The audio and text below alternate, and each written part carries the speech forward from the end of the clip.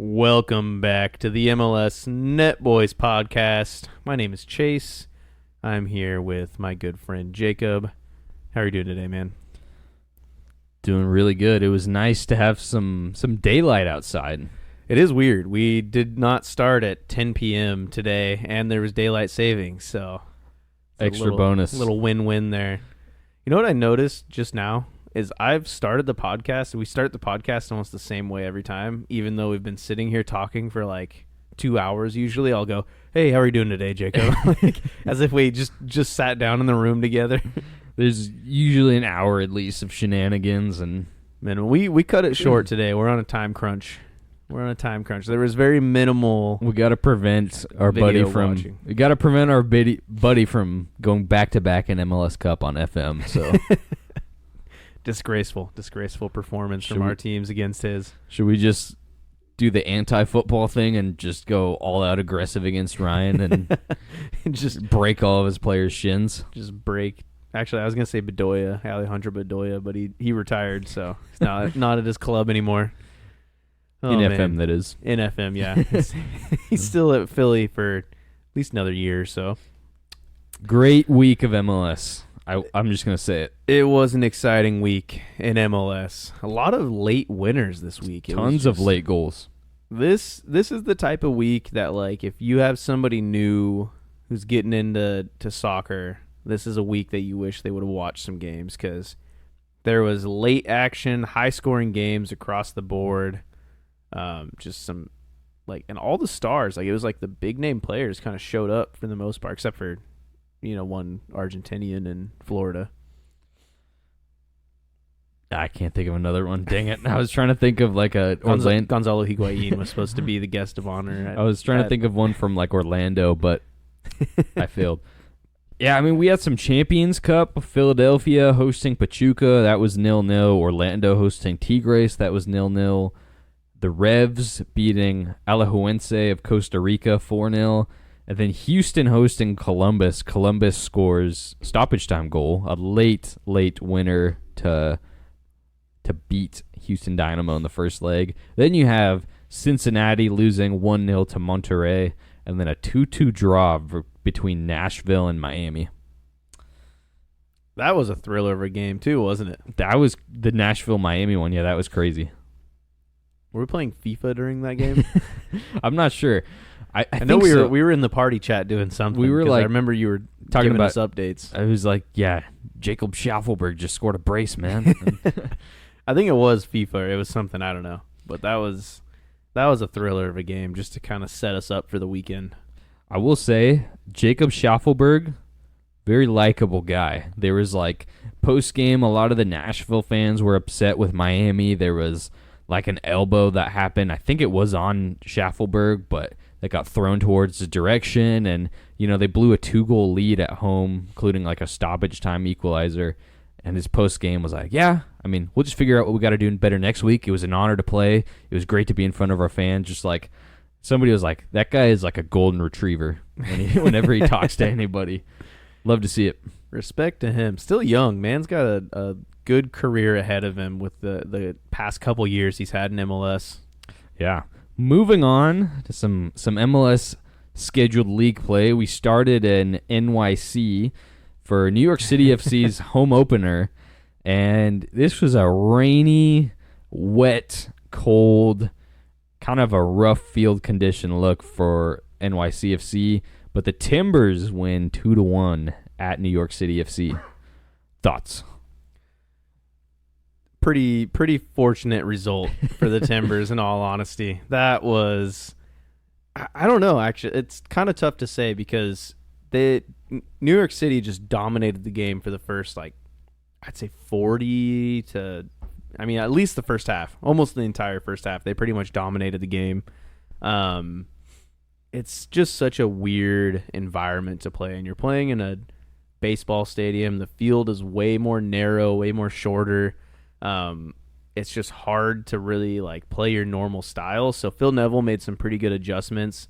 That second half, Evander was dropping a lot deeper to find the game, get the ball at his feet, and that kind of unlocked everything for the Timbers.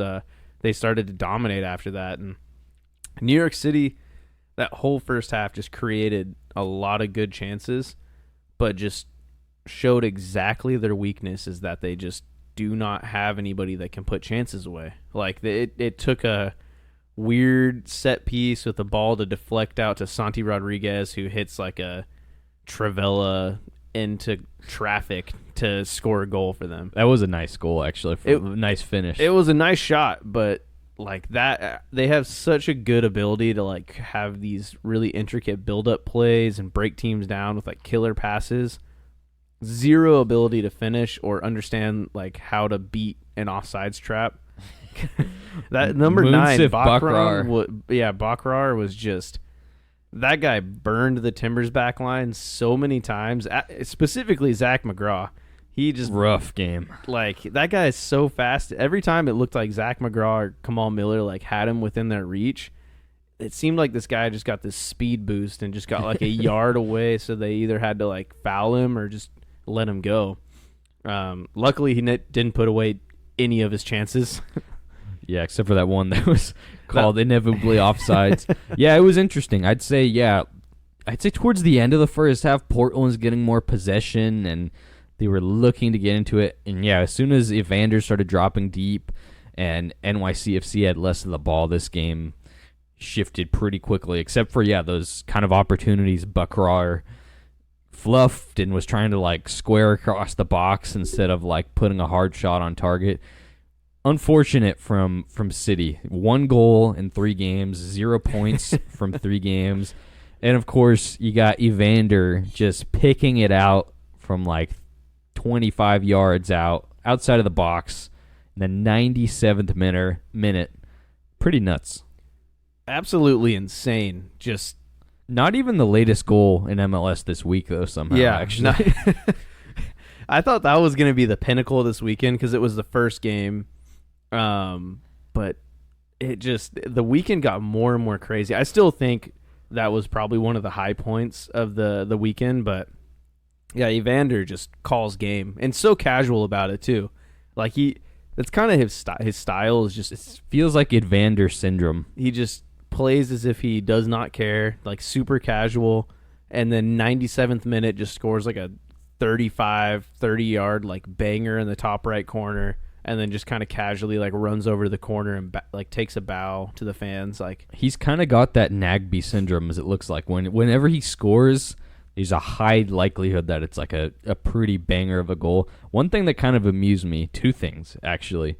For one, that Phil Neville like settle on the sideline from the coaching sideline where that was awesome. He pinged the ball up like on the volley back to Anthony, I think. But there was an real quick on that. I posed this to you earlier this week in a party chat, but Greg Berhalter behind the back pass or Phil Neville volley settle at the perfect height for Eric Miller just to like snatch it. Like it was like chest height. He just snatches it and he's like ready to take the throw in right away. I mean, honestly, Berhalter, his lore behind why he does that when he got asked about it was because when you like get the ball with momentum and it's thrown to you like that, you're already kind of like he like went hard into it. He was like the kinetic energy of the ball is already like back, so you don't have to spring your arms back and forth. So I mean, from Neville, he had it right there for him. I'm going with Fizzer. The Phil Neville settle was and it great, was a settle, but the consistency of Greg Berhalter is something that cannot be. I was going to say, I need to see it more from Phil, but the fact that it kind of directly led to a goal is bonus points. What cracked me up from this game was earlier today. Actually, this is on Monday. About middle of the afternoon, CBS Sports, the company who does the Champions League crew with Thierry Henry and Kate Abdo and Micah Richards, they posted this article, and if you read it, it was about the Timbers game. It was the most AI-generated article anybody's ever seen. So when MLS posted Evander's goal, they posted like, Evander Golazo at the death to win it. And this article was, what a goal by Evander Golazo, like his first and last name is what they were saying, to win the game for RCTID. And it was just like all this like, oh man, I think it's a Timbers. It was just like what has happened to journalism. That is hilarious. Oh man, The death of journalism is upon us. Great start for Portland once again. 7 points out of 9.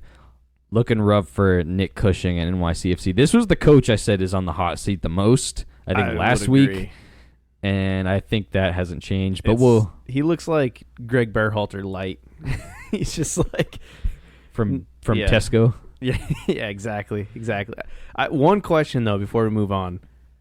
Does Evander have an MVP award in him before he leaves the Timbers? I don't know, because do you think he's that caliber of player? It's weird because it feels like with him, and even in this game, it's like he doesn't do a whole lot, or you don't notice him, at least, I would say, and he can just produce that moment. I feel like he doesn't have the consistency yet. He didn't have a bad year by any means, but to be like peak, like a Haney Mukhtar. I mean, you watch those Nashville games when he won MVP. That guy had a goal or an assist pretty much every game. I'd say maybe. I'd say I don't think so, but I'd love to be proven wrong. I think he's top tier, maybe slightly below top tier MLS. Yeah, I would agree. I think he has the potential to be there, but it's a matter of how the team gets built around him. I mean, it looks like Cabecita is going to join the Timbers. So maybe having a DP just lights out number 9 ahead of him. Jonathan Rodriguez. Two good wingers on both sides, and then if he gets some help behind him where he doesn't have to worry too much on the defensive side, I could see him putting up a really lights out season at some point in his career. It's just a matter of I don't know, his work rate just seems so inconsistent because there is times where I see him track back. It's very, very rare. But he tracks back and puts in good tackles, kind of like in the Leagues Cup. He was really bought in during Leagues Cup and was putting out 9 out of 10 performances. It was great. Then he got a red card, unfortunately. That is the issue when he plays defense. He tends to get red cards. So yeah, no, I know what you mean. It kind of it's not that he's not trying. It's just it's a matter of how much he's willing to track back, how much he's willing to exert himself in those moments, And I think that's fair. I'd love to see it. Who gets an MVP award first, him or Jordy Mihailovic? Because Jordy Mihailovic is in MLS for the long haul now, and Evander's in his prime, entering his prime. I mean, that's tough because I think Mihailovic, based off of just longevity, I'd love for Evander to stay here his whole career, but I'd say the time of them both being in MLS, I'd put Evander as more likely, just because I think Colorado is he's going to have less pieces around him that are they've got better pieces now. It's encouraging, but that's a wild comparison. Why I picked him. I was just trying to think of another number 10 creative player that's not already at that level where they might win it this year. Like Albert Rusnak? Anyway, let's move on to Toronto versus Charlotte. Really interesting game. We both predicted. I said 2-1 Toronto. You said 2-1 Charlotte. It ended up being 1-0 to Toronto. Insigne with a banger of a goal. I got to eat my words about Toronto. I don't think this is going to be a wooden spoon team at all. They just seem night and day different to last year without really adding any pieces to this team at all. Something definitely shifted from the culture. It definitely comes from John Herdman coming in there. I did not think he was going to have this big of a difference on this team, but he clearly has Insigne and Bernardeschi bought in. You could see it just by the celebration from that Insigne goal. Immediately after he scores, he sprints to John Herdman, jumps into his arms, almost knocks him over. The whole team surrounds them. They're all just going crazy, of course, but it's what was interesting was a post game, not the one you're referencing, but there's a video online of some Toronto FC fans after the game, and their president Bill Manning is talking with fans, and one of the Toronto FC fans says, "Bill, thanks for bringing in a real coach," obviously referencing Bob Bradley being there the past couple seasons, And Bill Manning, their president, goes, "Yep, that's the difference. You can see it right there," or something like that. Wow. So disrespectful to Bob kind Bradley. of a loaded quote towards their former coach. I mean, he's not wrong, but it's just one of those things where when you're saying it, he didn't know he was being recorded, to be fair, but Yeah. I mean, I think just hiring Bradley when his son was on the team, was the captain, it was just a lot of potential for nepotism, even if it wasn't there.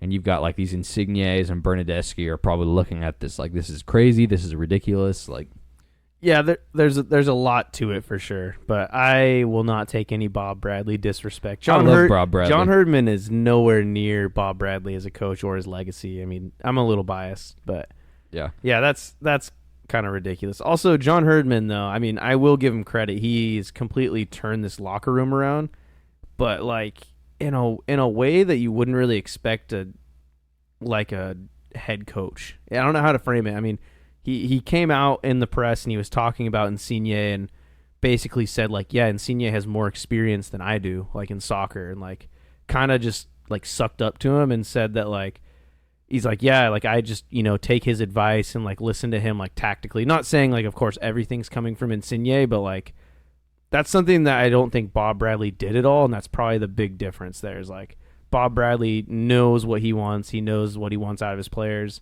and he's not going to let some big name player kind of push him around.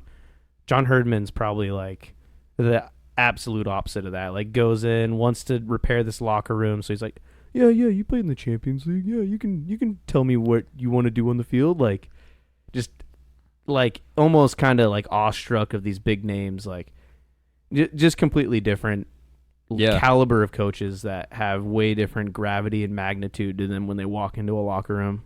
And I think it's just as simple as Herdman is a much better fit for what this team needs if they really want those top-tier talented players to perform and be able to do what they've been doing. But speaking of big-name players, we're forgetting the biggest key aspect of this game. Matty Longstaff makes his Toronto FC debut. And it's funny? So if anybody didn't see the Insigne goal, he like gets a pass like a decent way, maybe 15, 20 yards away from maybe like 10 yards outside of the box, and just like checks, runs in, kind of blows past, gets the turn on the defender, and just lasers a shot in. Well, he received like a simple pass and did all the work himself. Matty Longstaff played that pass because I saw a stat. Somebody posted like Matty Longstaff gets his assist on his debut at Toronto FC, and all the people like the Toronto FC fans were like, assist? I mean, that is like it's kind of a gray area, but it is a gray area. Kind of like how MLS, like I hate when I hear people record like secondary assists. The like, oh, I passed to the guy who passed to the person who scored. Like, I just think that's just ridiculous. Like, oh, I was on the field while my team scored. Yeah, and it's no slight to Longstaff. It's just more just funny to me. Fun. Yeah, I agree. Like, I agree. But cool. that is a prime Lorenzo Insigne goal. Like, that's when you think about him and his time in Europe, that's the kind of goals that guy has scored his whole career. It felt like Giovinco too to me. That one goal he scored against the Red Bulls to send him to the playoffs, it was like similar spot, packed crowd, like they needed this home result for morale. It was huge. So well done, Toronto. We're gonna move on to not as close of a game. Atlanta United hosting the New England Revolution. A 4-1 win for Atlanta. We both said Atlanta was gonna win. I said 1-0. You said 2-0. We were both wrong. It was 4-1. This is rough. Giacomakis PK and then a header and then another goal. I don't even remember what his third goal was. But anyways, it was a perfect hat trick, actually. He got a ball with his chest and hit a laser of a volley with his left foot. Oh, that's right. I don't know how I forgot the best goal of that game. The other two were like just a absolute, just a pro club's goal if I've ever seen one. A nuts volley from no angle that just gets up and over the keeper. What is going on with New England's goalkeeping situation? I mean, I saw a couple. So the first two goals they conceded were pens, which once again, I mean, obviously I'm not a New England fan who's lost all 3 games, but this was a really like unfortunate result because they were holding their own, and then this PK and then the next PK really changed the game. They had to open up, and then Atlanta, whenever they're at home, they just rip teams apart. Whenever they're like, they can smell the blood in the water. They are ruthless at home. Some fans from New England were saying like the PKs were dodgy, maybe even, but this is just unacceptable to happen. The second PK was absolutely horrendous. It was like a shot, like cross, like straight at I think it was Kessler. Oh, was it the handball one? And they called a handball when his hands were just tucked in right in front of his stomach. And That's it was right. absolutely just terrible call, but they had to get Giakoumakis a goal. I mean, he won the first penalty. I think that one actually was a penalty, and then Thiago Almada just like steps up, takes the ball, and is just like, no, I'm taking this, and just scores the PK, of course. Doesn't matter. Giakoumakis gets 3 goals. Pretty much kind of putting himself as the front runner for the Golden Boot pretty early. That's true. You know what's funny? What's that? Giakoumakis scored more in 15 minutes in this game than NYCFC scored all year. That is brutal. Kind of rough. Giakoumakis, I think that was his 20th MLS goal, that third one, and he hit that in like 1,600 minutes. So he's in like the top 5 for like first to 20 goals and like fewest minutes. I don't know how you'd phrase that better. You know who the number 1 player is though? Rui Diaz? Nope. Rui Diaz isn't even in the top 5. Ibra? Nope. Ibra is, I believe he's 3rd, if I remember correctly. Who's number 1? Top 20 goals in like the quickest time? First 20 goals in quickest time. It was like 1,500 minutes. So all of them are pretty tight in there. Is he still playing in MLS? No. This is a Columbus Crew legend. Kai Kamara? Nope. You're not going to guess him. I already know. You'll know the name when I say it, but I know you won't guess it. Oh, man. Is it old? It's got to be old, huh? It's old. We brought this guy up during our FM save. Kind of crazy. Center midfielder as well. The one guy. I can't even think of his name, but Stern John. Trinidadian Trinidadian football player who came from the shores of England over to MLS for Columbus and put up 44 goals in 55 games for them as a center midfielder. That's wild. And then went back to England after like 1 year with Columbus. Played 1 season, had 55 games, scored 44 goals, and then just left. That's wild. Love to see it. Never came back to MLS either. That's really interesting. Speaking of Columbus Crew hosting Chicago Fire 2-1 to Columbus. Pretty interesting game, though, honestly. This is a lot closer of a game than you would picture just basing it off of these two teams. But Columbus goes up 68th minute, Jason Russell-Rowe, and it was right before this, which was funny. Chicago had a chance to score, fluffed it, didn't take their chance. Columbus runs on the other end and scores. 5 minutes later, though, Chicago ties it up, and then in stoppage time, Mo Farsi, in the 100th minute, wins the game with a goal. But Chicago Fire, honestly, they had better XG. They had 2.5. Columbus had 1.9. The possession was obviously in Columbus's favor, but they didn't look too bad. Chicago does not look bad at all. Like they're just a victim of the Eastern Conference right now. And they've had a brutal schedule stretch. At Philly, home to Cincinnati, and then at Columbus is pretty rough. That is very rough. And a Columbus team that has been like red hot to start the season, they still look amazing. The fact that they have like their third string striker, like Jason Russell-Rowe is technically a third string for them, and he just scores like an absolute banger, like really good, just professional goal for a striker. Columbus just looks deep, man. They look really good. I think unfortunate for them not to get a result here. I mean, the latest ever goal in MLS history. That's such a Chicago way to... The 100th minute of the game. Yeah, Chicago is going to Chicago, man. Like, it's just... I don't know. I'm still on the train, though, because I don't think there's been... I think this is the toughest stretch. Maybe Montreal. They had a really tough start to the season. It's just what concerns me about Chicago is they brought in this star striker for big money, and he's had like less than 10 shots. I mean, in the first 3 games, he had 1 shot total. And it feels just scary. He's getting no service at all. They have another DP spot, and most people are speculating they'll go a number 10 because Shaqiri and Gutierrez both look better on the wing, and hopefully that would picture if he had like a Lucho Acosta, type of creative presence able to feed him. That would be nice, but they don't. But they don't, and it's Chicago. So we're gonna move on. Red Bull New York. Once again, I said it that way because that's the way it's laid out. But the Red Bulls home opener, decent amount of fans there. It was kind of nice to see. Another game where it's just dumping rain in the New York area. Emil Forsberg gets his debut goal off of PK. Lewis Morgan gets a goal. And then Jesus Ferreira, consolation off a nice free kick for Dallas. But Red Bulls, 3 points once again.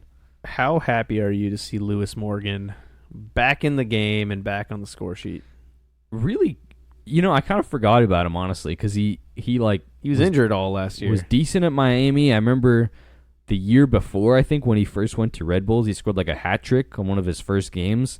Then he was injured for a long, long time. So I'm glad that he's back, and this is a great way for him to start a season. Like you said, I mean, injured last year for almost the entirety of the year, basically. Great for them. You know what I thought was just like, we haven't done this in a while, but my clown of the week. Clown of the week. Let's hear it.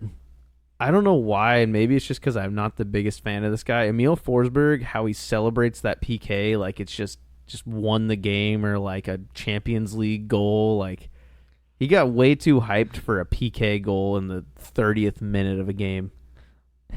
It's the home opener. I love the passion for just MLS. Something about this guy, I'm not like a fan of him. I don't know. Everybody says he's like this baller and he's great at New York, this and that. I don't know. I'm not high on Emil Forsberg. There's certain players. I know what you mean. There's like a weird, everybody likes him, but you don't for some reason. I'm a fan so far. I don't have those feelings. He's your Messi? Is that what you're saying? No, Sana Nyasi's my Messi. But Red Bulls, 7 points. Once again, out of 9 possible points, 3 games. Looking really sharp to start the year. Dallas, though, not looking too hot. It's been not a great start for them. They got 3 points their first game, but have lost the next 2, and they're still kind of coming back from all the injuries, though. Right. They're still building back to full strength. I think they'll be a good team once they get there. Right, because once again, if you look at the teams they've lost to, Montreal, who have looked pretty darn decent as well, and Red Bulls away. That's, at least as of right now, those are 2 hard matchups, but this was a weird game. Moving on. Orlando City hosting Minnesota United, and just start to finish, this was crazy.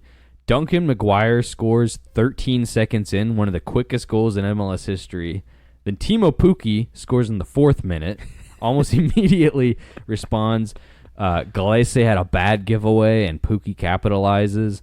Then he scores again in the 38th, so Minnesota's up 2-1.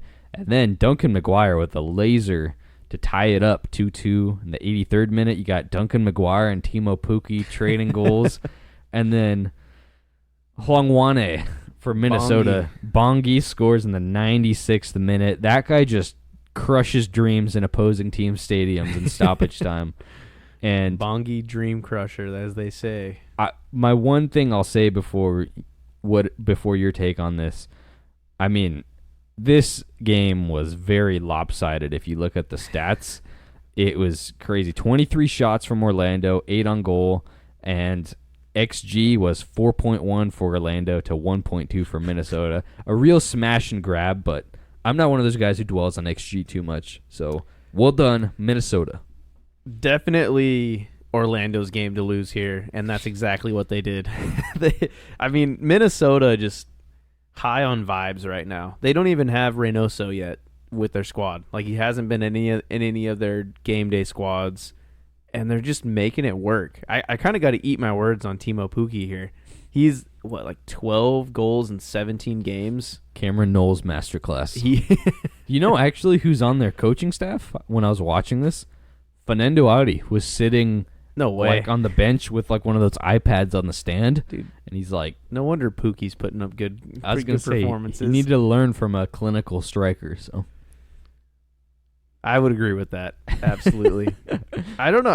I kind of really like this Minnesota team, and I've always disliked you've always been Minnesota. a hater of Minnesota. But I think just the fact that like the narrative around them, they're just performing well when they're missing the pieces that they kind of desperately need. They still don't even have their head coach. Their head coach is going to come in and be younger than half the team. Like it's going to be awesome. It's kind of awesome to watch it happen. I do have a sneaking suspicion they're going to have a steep drop off later this year.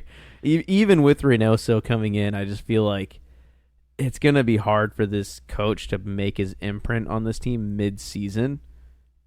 And then, like, I don't know. I mean, they're riding high on the vibes right now, which is great. It'll be interesting to see. You're right, because new person taking over training, new person like leading the games with his own different philosophy that most of them have probably never met.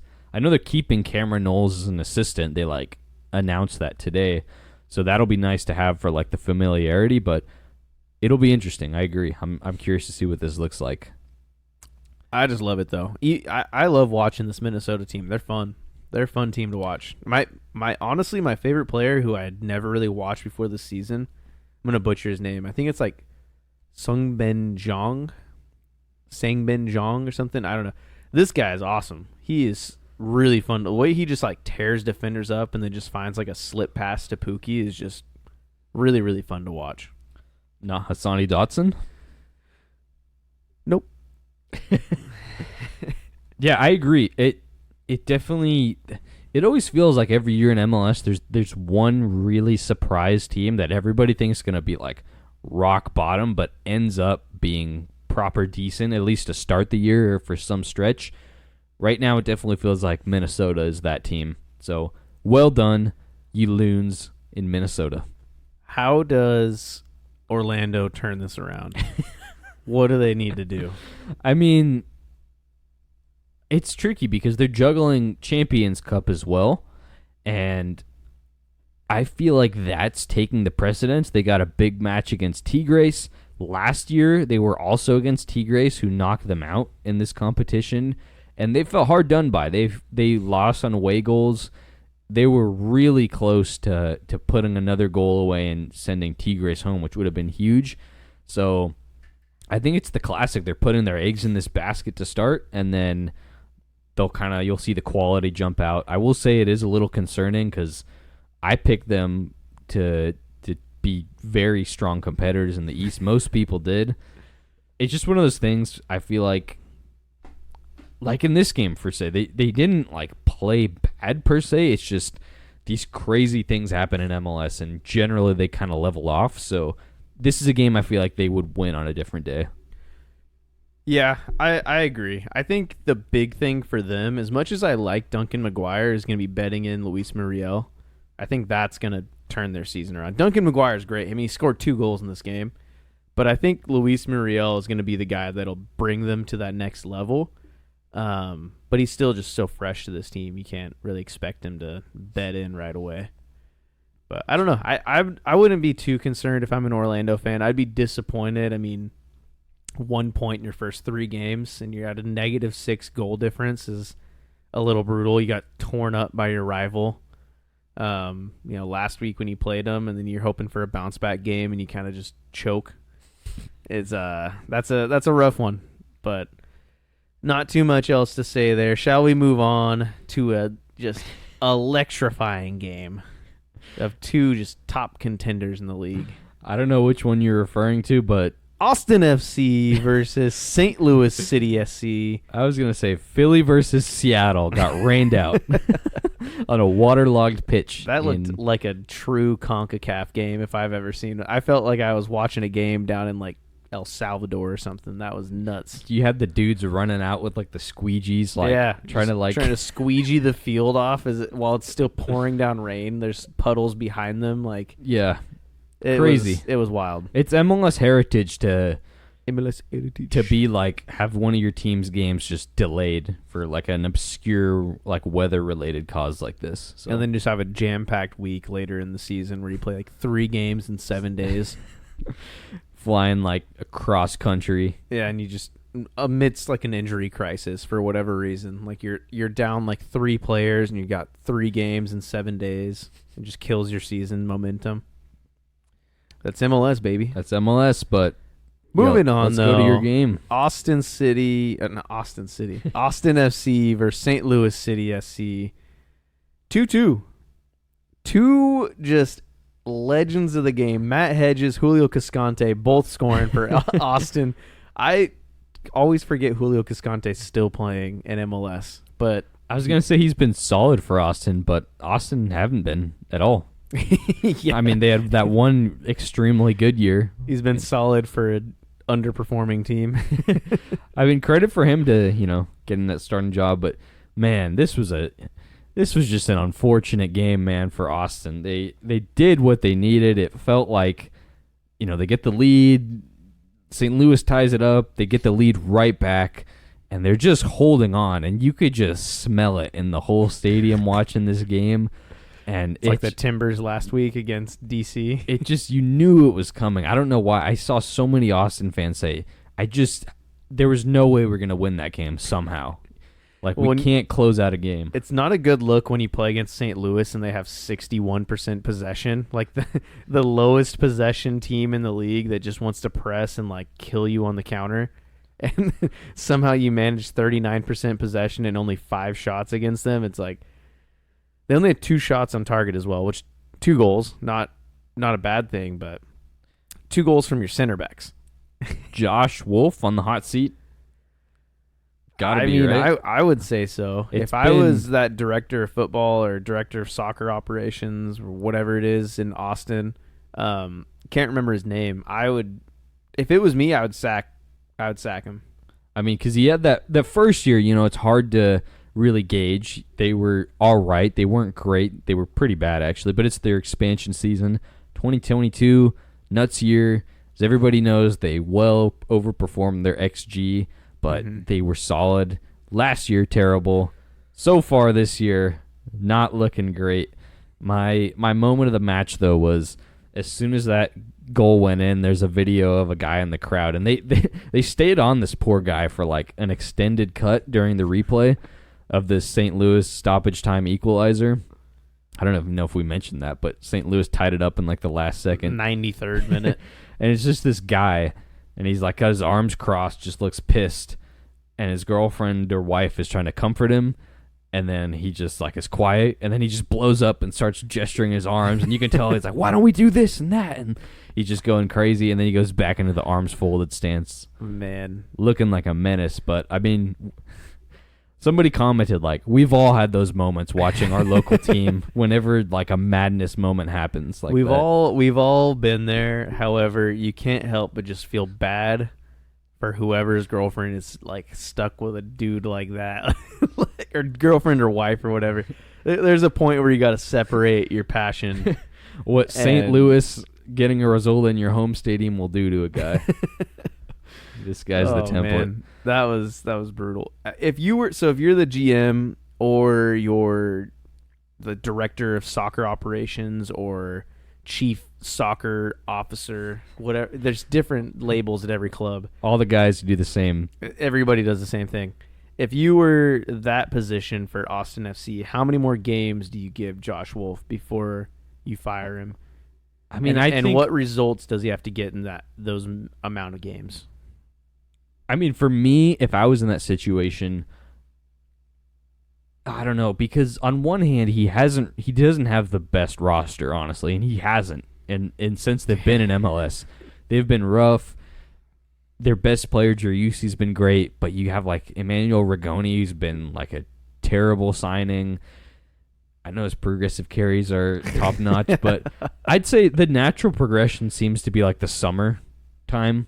Once the kind of European window opens and there's more flexibility and some coaches open up and contracts expire across the pond, you kind of have that Leagues Cup break. I mean, I'm I'm assuming Austin knows they probably won't be contending. Obviously, they'll be trying to, but You don't think they're going to slap around Tigres? And I don't even know who's in their group, actually. they lost both of their games to mediocre Liga MX that teams was last year. disappointing, yeah. And I feel like that's the perfect time because you give them some chance to ingrain themselves in the culture, get to know the players, kind of put your stamp in. You have the summer window to kind of bring in some players who fit your club.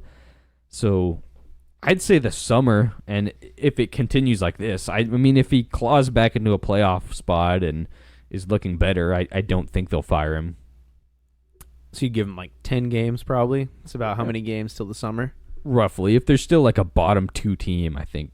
10 games, how many wins does he need? How many points out of 10 games? It's 30 points possible. How many does he need to get? I mean, I haven't looked at their schedule, so I don't know how much is home or away, but if he isn't getting more than like 15 of those points, probably half to like climb up a little bit. That's the old saying, if you average 2 points a game, you'll end up on the right side of the table. That's right. You win at home, you draw on the road. Fair enough. Yeah, I don't know. I would agree with that. If I were the CSO at that club, I would probably drop him a little bit sooner. If we lose our next 3 games, I think I'd drop him and just go with an interim coach in the meantime, and because it takes a while to scout out the right guy. I mean, you saw it with the Timbers, with Minnesota. Like, it takes a while to find the right guy. That is true. I can see, if he like loses a string of consecutive games, then they bite the bullet quicker. But I would drop him, and I would immediately go to Carlo Ancelotti and let him know the vision that we're building Verde at La Verde. And I'd tell him you could meet Joe Rogan.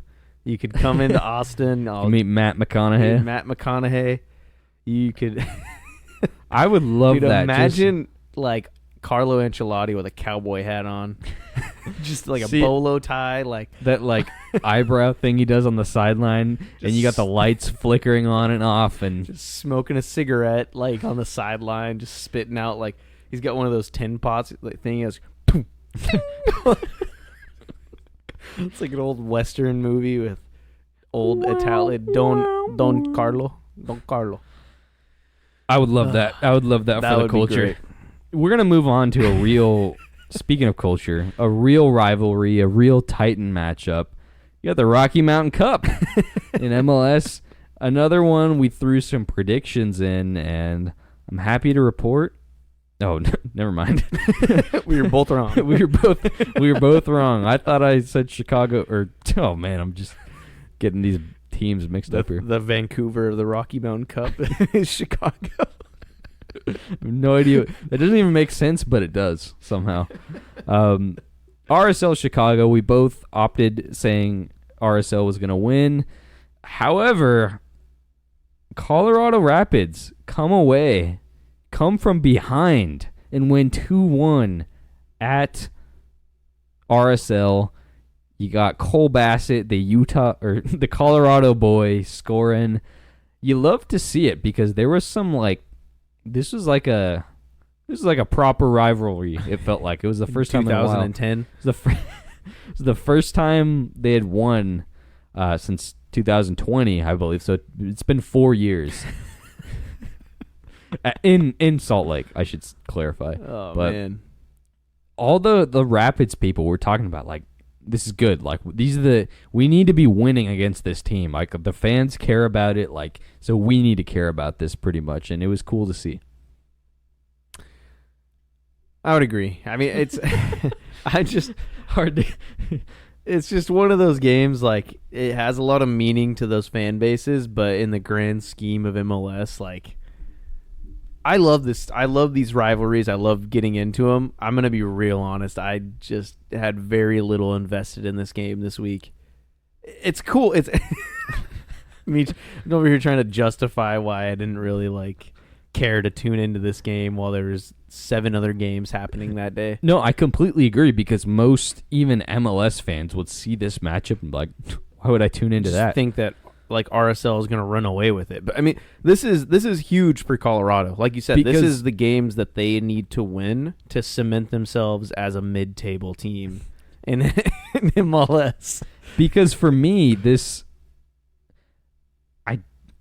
tuning into this, if on the outside, this wouldn't be as bad of an option as it would have been a few years ago with Colorado duking it out on the bottom and RSL pushing for a mean 7th place finish.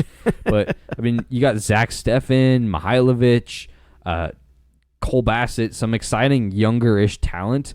You got Chicho Arango. You got all these you got exciting, decent players on both ends. And both two teams were, honestly, not really sure where they will end up. I don't think Colorado's a clear bottom sailor team, and RSL I feel like has the potential to be anywhere up to probably 2nd place on their day. So it's pretty interesting to me, the dynamic between these two. I hope this is the start of a Gio Savarese Timbers against Seattle in Seattle. I hope this is the start of the Colorado run of that. I hope Chris Armas just makes this team just unbreakable every time they go to Sandy, Utah, or whatever that stadium is, and just America First Field. They just go there and they just make it their own fortress and just dominate this rivalry for a while. I mean, I love to see. So Chris Armas, obviously controversial hire. Off the field, he's been very likable. He's meeting with fans, going to the bar, getting to know him. He was talking about how important this was, and even in the post game, he was talking about how important this was. We need to win this for our fans. This was huge. He presents Cole Bassett with his 100 appearances for the club shirt, and he was giving all the credit to the coaching staff. These guys made the adjustments and saw we could kill this game and go for it. So, very humble guy, at least from the outside in. He's doing a lot of things right. I'm really rooting for Colorado. Is he the Ted Lasso of MLS? It feels like it, honestly. I mean, I was gonna say if not, who is the closest thing to Ted Lasso in MLS? I always joke with my wife that it's Phil Neville because he's this English diddly-do coach who doesn't really understand. Not the diddly-do. He's even been here before. He's coached in MLS, but whenever I see a bigger name or Dean Smith, big-ish name, I should say, not completely big name, but just a coach who has a somewhat of a reputation in England, and they got all these weird roster mechanisms and dumb traditions and silly things in MLS, and having them endure it is just hilarious to me, but I love it. It is great. It is great to think about when they go back home to England, everybody asks them how it how it is here, and they have to try and explain what MLS is, because it's so funny to think there is a world out there, the whole rest of the world, where there's these people that just have no real grasp of what this league is and everything that goes on inside of it. Love it. That's beautifully put. Moving on to a thrilling game. I don't even nil-nils we shouldn't even cover in depth. We cannot just glaze over the meeting of two titans that is Hugo Lloris and Tim Melia. These guys got to swap jerseys. They need to swap gloves. I need a picture op with these two just legends of the game. You got Hugo Lloris, the French model-looking guy, and then you got Tim Melia, the Midwest mechanic looking guy. Hugo Lloris looks like a mime. Love to see it. No, LAFC, I think there was a picture, and it showed at the stadium, the rosters and stuff. You know how they'll hand out programs and stuff for certain people. It's SKC's was a third of the page longer than LAFC's because LAFC just has so many less players. And, yeah, not beating Kansas City at home, that's disappointing if you're LAFC. Kansas City with 3 draws to start the year. I mean, better than last year, yeah. But not a high bar. I don't want to say a whole lot else, honestly. LAFC should have put this game away. It was almost an identical game. Both teams 16 shots, both teams 6 shots on target, except the only difference is SKC just dominated possession the whole game. They had 61%, probably 200 more passes or so. Johnny Russell, I'll say, had a mean cut in, just classic from the right side, and just ping this low curled shot off the edge of the edge of the post, and it made me think Johnny Russell's been kicking it here for a while, and he's been a solid leader, now captain for them. Some say that Lorenzo Insigne is trying to model his game after Johnny Russell. My favorite Johnny Russell story was when the Cristiano Ronaldo, after the 2022 World Cup, was rumored to come to MLS and sign with SKC. And that was a whole story. If anybody hasn't heard about that, look that up. Ronaldo to SKC, because the whole ownership group is like putting in these bids and stuff and trying to convince him to come to MLS. Fell through at the end, obviously. Didn't they have like Patrick Mahomes call him or something? He was a part of like the bid to get him there because he's a part of the ownership team. You're right. And I remember the first preseason after this, they were asking all the players, like, what would it have been like to play with Cristiano Ronaldo? And Johnny Russell wears number 7 for SKC, and he says, well, he wouldn't have got the number 7 shirt from me. He would have had to take it from me. Like, he would have had to earn it here in Kansas City. And I was like, he was being tongue-in-cheek, but I was like, you love to see it. That's awesome. Imagine Ronaldo wearing a different number because Johnny Russell just refused to budge. Just, like, threatens, like, everybody in the club. A front three of Johnny Russell, Kyrie Shelton, Daniel Shalhoub, and Cristiano Ronaldo would have been generational in MLS. Speaking of Cristiano Ronaldo, he just lost out of the Champions League, the Asian Champions League today. I saw that. That was rough from him. He missed a shot from 3 yards out. I saw that. Because the caption I watched it on, it was like, Ronaldo from 3 years out to tie the game, and a bunch of like shocked emojis. And I just saw him like bend down. I was like, it had it pulled up on my phone, like on a half screen. And I was like, why is he disappointed? He just scored. And I watched it like 6 times before I realized he just put it wide. You'll love to see it. Imagine that rivalry in MLS. Ronaldo versus St. Louis.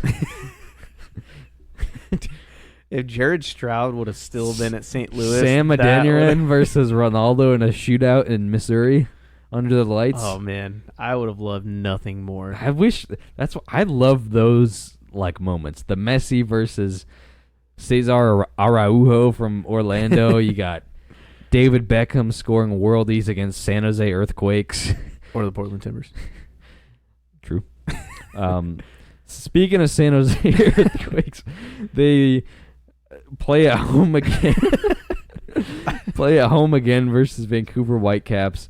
2-0 win for the Whitecaps on the road. Solid from them, but rough. Your club is in a terrible spot if you're just getting scored. If you're losing 2-0 to Vancouver Whitecaps at home. An Ali Ahmed just banger touch and just place with the left foot. Just, San Jose is in disarray, man. Like, I was really high on this team for a few reasons. Like, when I look at their roster, it's kind of similar to like a Minnesota or like a St. Louis, and like there's not a ton of names that jump out to you, but you just feel like it's gonna work. Especially Minnesota this year. Like, you just look at it and you're kind of like, oh, like they have one guy. Like for San Jose, it's Christian Espinoza. Like, that's the guy. But it just is not working for them at all. It's been brutal start of the season for them. They haven't won a game since August of last year. I saw another wild stat. It was for all American sports teams, not just MLS. So NBA, NFL, NHL, MLB, longest consecutive seasons without a winning season. So games where they won more than they lost. And even in soccer, it's easier because draws are a part of the equation. So you have 3 results. So longest season with a losing season. So more losses than anything else. San Jose. They've had 10 years where they've lost more games than anything else. Really? The highest of... I mean, they've made the playoffs a couple times between then. They've squeaked in, but higher than any other American professional sports team. You have the Detroit Pistons with only 5 or 7. It's just rough. This team needs... We talked about it briefly last week. There's no hope. There's no hope. There's no passion. It's just rough, and part of me feels really sad, and I hope this won't happen, but their owner has already looked at, they want to move the Oakland Athletics, which is another team John Fisher, their owner, owns. They're moving the team to Vegas. I can see John Fisher pulling some shady shenanigans, like, all right, this isn't working. He's not investing, so it's his own fault, but we're going to move this team to this flashier market, and we'll attract more players and build a nice stadium, and we'll get a ton more money. because San Jose is an original team. I don't like this team. Their fan base is like, at least back in the day, would kind of annoy me, but I feel bad for this team. They've been so terrible for so long. They're already the smallest team in California, and that's only with 2 other teams. They're soon to add another team to California, and they're still going to be the smallest team in California. Think about how terrible the Galaxy have been, and they're still smaller. They're still a smaller, even though they made the playoffs last year. Still, it's the crazy. The smallest team in MLS. They need to do something. Honestly, there's rumors that they offer, like they were in for Carlos Vela. If I was San Jose, I would just give that guy a DP contract. It's what he wants over. It can't be any worse. It would bring some buzz in the air at least. It would bring some more fans out. This is just terrible. I don't even know. I don't know why I'm so passionate about this, but it's just I feel bad for these. So take the history, take the emotion out of the equation. Would moving this club to Las Vegas be a good move for them? A little bit of a fresh start. I mean, different location, different buzz. Maybe you can attract more players. I think they definitely would be able to. I can see them getting like buy-in from all sorts of like new celebrity ownership. LeBron James wants to bring an NBA team to Vegas. I think undoubtedly it would be better for the organization success-wise. I just would never want that to happen to San Jose and their fan base. This isn't an area that has a lot of. I mean, if you consider them the Bay Area, like San Francisco, they've had the Warriors out there, but they have a history here. They have genuine history, which is rare for a team in MLS, and it would be crushing. The only reason I would boycott MLS is, for one, the U.S. Open Cup saga makes me want to. But we haven't talked about that yet. If they were to move a team like San Jose, I would, in solidarity, if an organized boycott started happening, I wouldn't just by myself just stop watching MLS games. But if it was a legit thing, I would stop supporting the league because I hated when they did it with Columbus or tried to, and it's just really terrible. Especially seeing how well Columbus recovered. They made some moves in the FO with their coaches, with their talent, and now they're like a premier franchise, Whereas like 10 years ago or so when this was rumored, they were kind of down in the dumps. Similar-ish to San Jose. Not as bad, definitely, but... If you owned San Jose today, what is you have 3 things you can do to fix this club, like short-term, medium-term, long-term. What are your 3 things you do? Short-term, you gotta add some better pieces into this roster, better attacking talent.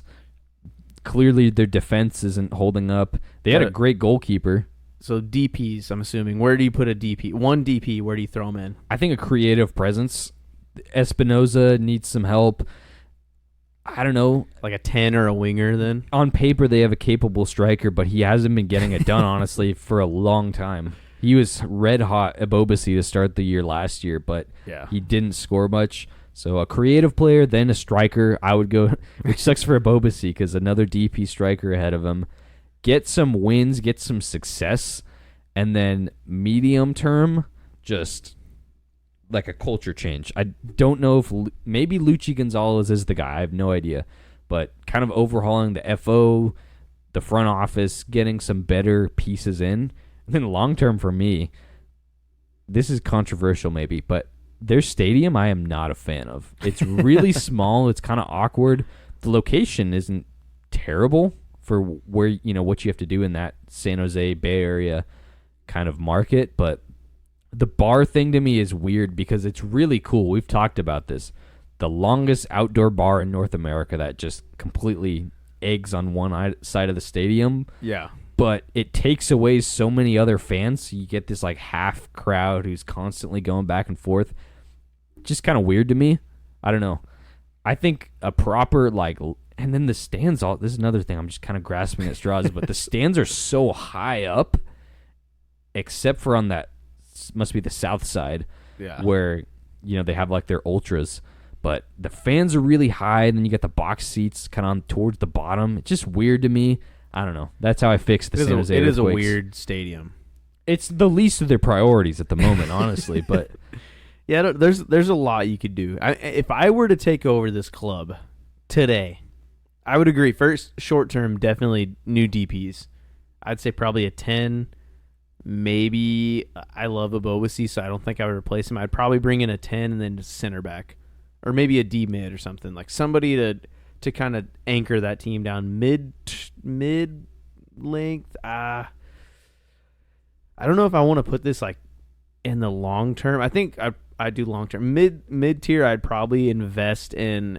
My second DP would probably be like a young DP, like somebody who I could really like. I would throw a lot of money at that would be there for a long time, like a Diego Chara-esque, like somebody that's gonna stick in my club for at least like 10 years. Long term, I think I would try and partner with every USL club in California, Orange County, Sacramento. There's one other, right? Monterey Bay. I would partner with every single one of those clubs and just become like a pipeline for talent to like come up to MLS through me. I mean, we get a little bit of an earful from our buddy Ryan, who's an Orange County ultra at this point, but being a place in MLS that is like the destination for these USL players, that is like a proven pipeline. The talent's there. There's a lot of talent and it just gets overlooked, and it's so unnecessary. Like if they became that destination and they splashed on big DPs and then just allowed like good upcoming USL talent to jump up, I think they would have a way better squad than where they're at right now. Yeah, I don't even, because some teams there's such a clear identity philosophy for what they want to do, how they recruit players. We have no idea what San Jose's is on paper. It doesn't make sense. On paper, once again, they've made some moves that seem like solid, but it just doesn't work for them. This is a cursed team. This is how we fix the San Jose Earthquakes. But meanwhile, Vancouver, Vanni Sartini's still not on the sideline. I mean, it's a solid win from them. I mean, it's good for them. Yeah, you can't dispute that. 4 points out of 6, so they've had a decent start to the year. Yeah, they're looking good. I mean, They've done a solid job so far. Once again, my only negative, and it's not even a critique, is they played Charlotte at home and they played at San Jose. So when I see some teams like Montreal or that have had a rougher schedule, I weigh that above what Vancouver's done, and they've also played one less game, so it is kind of harder to gauge. But Vancouver definitely, looking so far at least, one of the better teams in the West. Cincinnati hosted DC United. It was 0-0. What is going on with Cincy, man? These guys can't score. I mean, when you go from it's going to sound hypocritical because I hyped up Corey Baird, but when you go from Superman Brandon Vasquez scoring goals for fun to Corey Baird, I don't know. It's interesting because we kind of alluded to, is Corey Baird supposed to be the replacement, or is he more of like a super sub, like this is like your option off the bench, which would be above average? Or do we need another high profile player in Cincinnati? So far, it appears like they do. Scoring has been an issue. So far it has, and that might be something they address in the summer, maybe before then. The rest of their team looks just quality and depth. I mean, they just brought in DeAndre Yedlin, and he just found his spot on the bench behind Alvis Powell.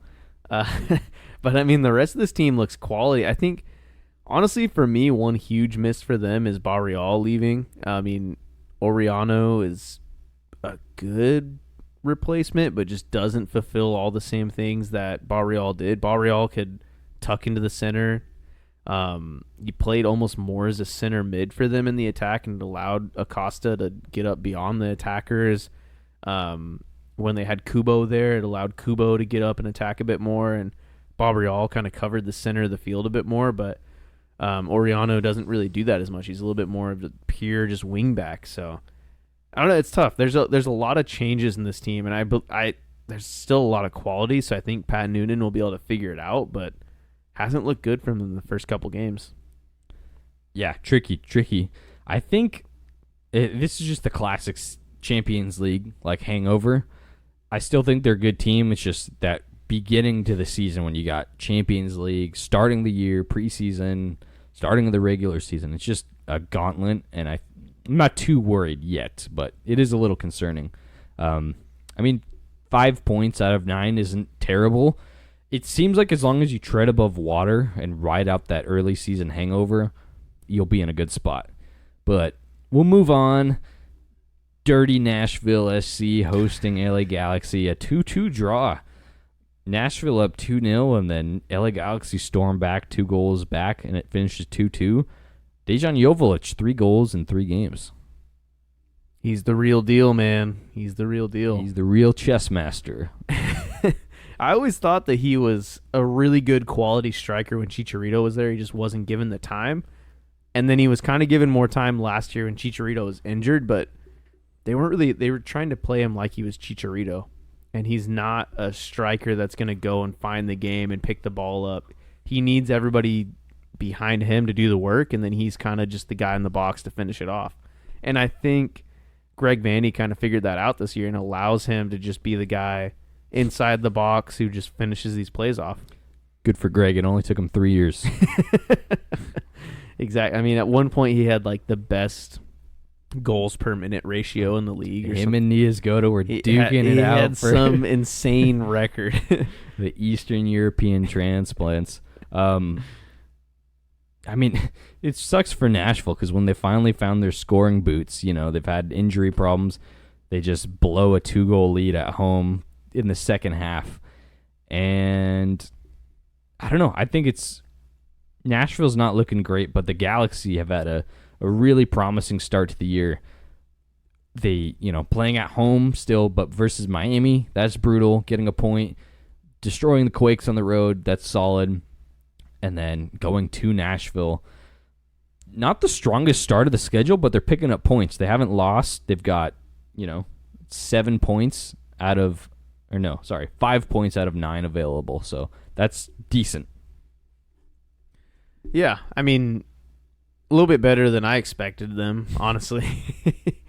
But yeah, I don't know. I mean, not too much else to say about this game, but we're gonna move on. Solid draw. We're gonna move on to the Bryce Duke Classico, the Kamal Miller, the Ariel Lassiter Classico. That's all I got. Inter Miami hosting Montreal. Messi was being rested for this game, so Miami a little bit short-handed. Suarez as well, actually. Suarez did come into the game. Yeah, not starting. But he didn't start. You have a little bit of a reduced lineup for Inter Miami, and Miami loses 3-2. This was just a weird game. Montreal. I turned this game on in the 65th minute, and then it was 1-0. And then Inter Miami tied it in like the 71st, and then Montreal scored 2 goals, 75th and 78th minute, and then Jordi Alba scored a consolation just banger, like the most casual, just amazing goal I've seen in a long time. It was kind of low, like it was kind of pinged around, and then Sergio Busquets settles it to him, and on a half volley he curls the ball to the top left corner. And then as he sees it goes in, he just kind of turns around, starts jogging back to the halfway line, no reaction, as if he didn't just score what would have been a worldie for most other players. He had to be locked in because Matthew Chonrier was Sean. How do you pronounce that name? Chouanier. Can never do it. Jordi Alba had an insane game. He kind of rose to the occasion, and it made me feel like I was watching prime 2015 MLS, where they would have just gotten a Jordi Alba, or they would have just gotten an Ashley Cole or something like that, and they just take control of a game from an obscure weird position on the field that you don't expect. Did Ashley Cole ever take over a game? Absolutely he did. Absolutely he did. Love the comparison though. Jordi Alba was he was on the right, he played everywhere. He he was supposed to be left back, but he's tucking into the center. He's playing out on right wing, cutting in, taking shots with his left foot. He became Messi for the game and just dictated it completely.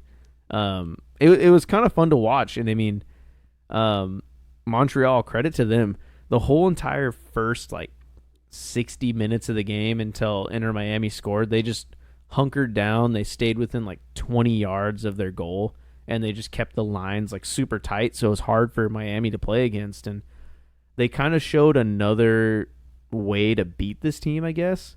I mean, we saw LA Galaxy do the opposite thing and press them and try and win the ball off of them and force mistakes and pressure Busquets with, hard challenges and double up on him. And it worked for them. They got a draw out of the game that they deserved to win. And then you see a Montreal team that does the opposite, and they think, we're going to sit back and we're going to keep our lines tight. We're going to be really disciplined, kind of the Nashville approach to it. And they end up getting a result. I mean, the tactical flexibility is impressive from Montreal. It is. It definitely is. I mean, the one thing that really stood out to me, though, is how terrible Miami is at defending in transition.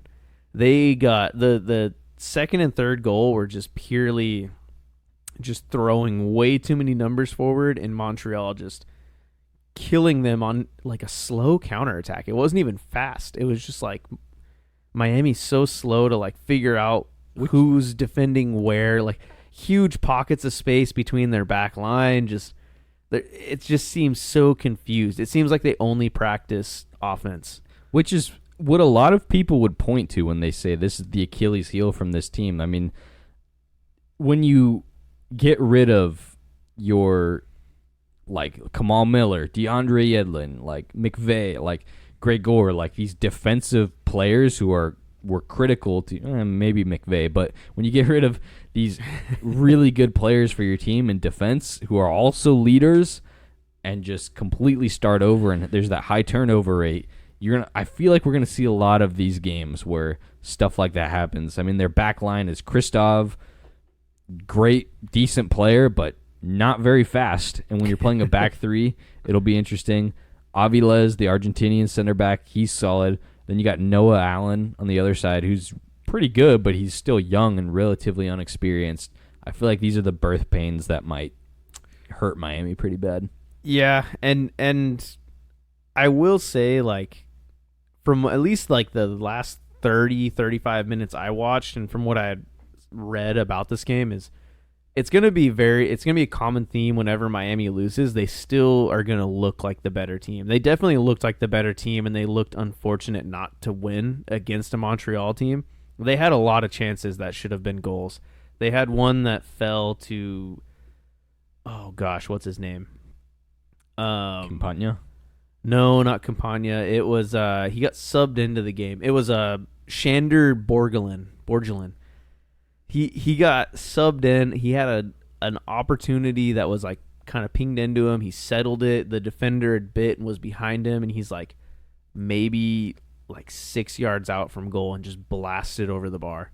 And then they had another opportunity, a little bit of a hopeful opportunity for most players, but it's Luis Suarez. He absolutely just burned a Montreal defender, got him to bite, and then cuts into the box and hits a left-footed chip that just most people would think was a cross, but it floats over the keeper and then bounces off the top of the crossbar and goes out. Just there was a lot of opportunities that Miami were creating towards the end of the game, and they just looked in complete control. But the moment they lost it, if they didn't turn around, defend, or win the ball back right away, then they got scored on. Did you see the Montreal miss in this game? I didn't mean to pull that on full blast, but there's just this nuts sequence where Montreal plays a ball over the top. Oh yeah, I saw this. Drake Callender completely fluffs it, and then the Montreal player just Kokoro, who looked like a decent player for them. He got their first goal. He got his first goal for Montreal this game. But yeah, tries to dribble around. He has an empty net. Doesn't want to take it on his left. Holds it. Kind of does the fake shots. Meanwhile, Callender gets back in goal. Two defenders hop in goal, and man just blasts it over the top of the net. That was rough. That was what I half expected to happen in the Timbers New York City game when Bakrar or whatever his name is, got beyond our back line. I mean, obviously he was offside, so it didn't count, but he blasted it, and it went just under the crossbar. Really? But yeah, I don't know. I mean, this was an interesting game to watch. I mean, Joseph Martinez came back in against his old team and just immediately got laid out by Thomas Aviles. Just a pretty dirty tackle. He takes a touch, lays the ball off, and then Thomas Aviles cleans his legs out, and then in slow-mo, as he's following, he brings his leg back and then kicks him again as they both like fall to the ground. Goodness gracious. It was pretty wild to see. And then it happened again, like maybe 5 minutes later. Sergei Kristov puts in a really hard tackle from behind, just takes his legs out from under him. It was kind of Wait, so you're telling me wild to watch. Like his old team just like I think I even saw like Sergio Busquets like put in a hard tackle on him as well.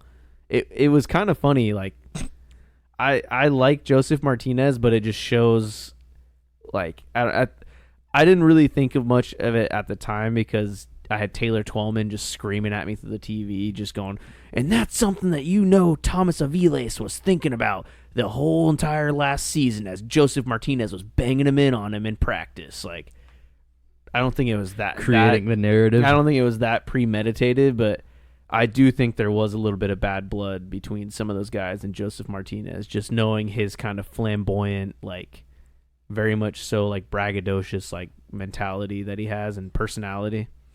You think him showing up to work every day and training just like hounding could have been I can see it, honestly. It makes sense. Yeah, I can see it. I mean, it was one of those things where like I hated to see a tackle like that on a player, but at the same time like I was kind of like, he might have deserved it. Like it was Thomas Aviles was kind of the funny thing to see too, because he hadn't been at Miami for very long while Joseph Martinez was there. True. You had each center back from Miami in the back three also with a yellow card, which was there was a lot of yellow cards in this game. Goes to show there was, but Martinez was big on the link-up play for that third, I think, my Montreal goal when he kind of played that. Yeah, he laid it off to Ibrahim, who got his first Montreal goal, and it was pretty well taken, honestly. So, well done, Montreal Club de Foot. You have won 3 points against Messi, who was in street clothes on the sideline. It's still Messi FC to me. Oh man, that's every game though. That's every game this weekend. I wanted to ask you because you brought it up earlier. U.S. Open Cup. We haven't talked about it. The news hit. It's been a soft subject. I don't think we've even talked about this. Like usually we talk about all things MLS outside of the podcast, no matter what. This is something what we do. For whatever reason has not been brought up. But for anybody who doesn't know, there's been a saga afoot. Long saga. There's been a long saga afoot. The MLS has been trying to withdraw their teams from the U.S. Open Cup. It's another competition. It's probably I'm gonna play devil's advocate here. Don't take this as my opinion. This is the MLS, the top dogs. This is their opinion. It's another competition that MLS teams have to play in. The players are already stretched thin. They have so many competitions to play. Their legs get tired. And they're trying to withdraw their teams, and it was disputed at first, and then it was said it was reversed, and they weren't going to withdraw their teams. And now it looks like every MLS team except for 8 are going to send their second team officially. It used to kind of be like you send your second team, but in your name. Like the Timbers would bring a bunch of T2 players up and send them to play in the U.S. Open Cup until it got to the later rounds, and then they would start using their actual players.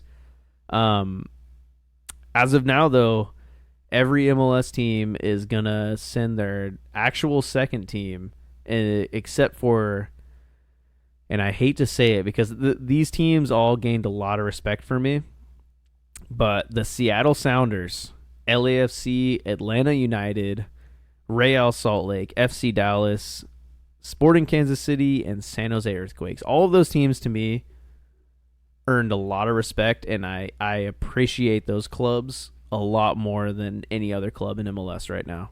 Even my own club. I'm really disappointed the Timbers. Don't be too disappointed yet, because the reason why they picked those 8 teams it's not based on what they chose, actually.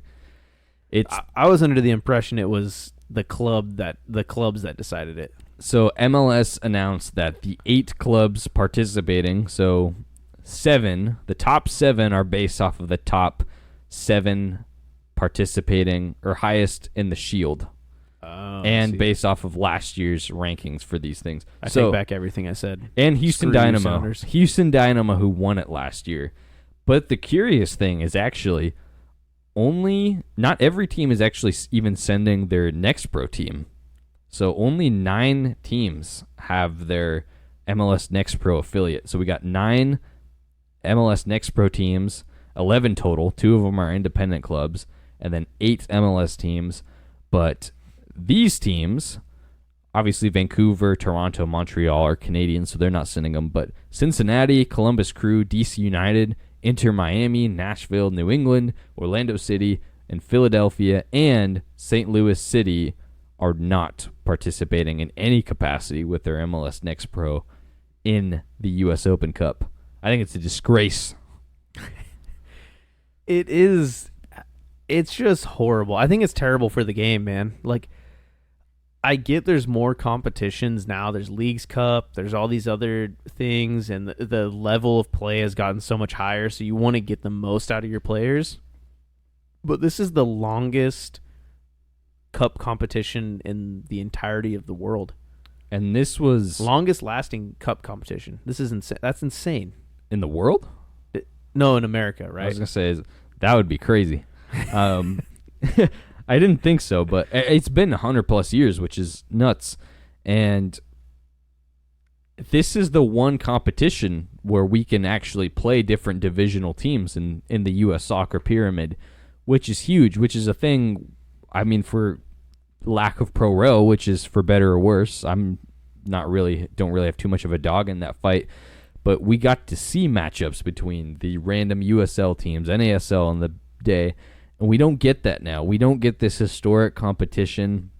Personally, I don't buy it. I hate that they use the excuse saying there's too much roster competition with all these different tournaments and different competitions they play in, I should say, because it's a self-inflicted wound. When MLS lets their teams play in Leagues Cup, they create this tournament out of nowhere that I don't even think is necessarily that bad of a thing. A lot of the U.S. soccer fans hate it, which I understand why.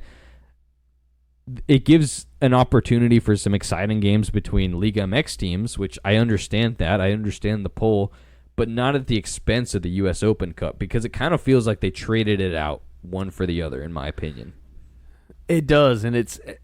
Personally, like, if I were to have to take one or the other, I've enjoyed Leagues Cup. Just the previous Leagues Cup, I enjoyed more than any other U.S. Open Cup run I've ever watched. But I think I would take U.S. Open Cup just for the history. The principle. I'd agree. And the principle behind it.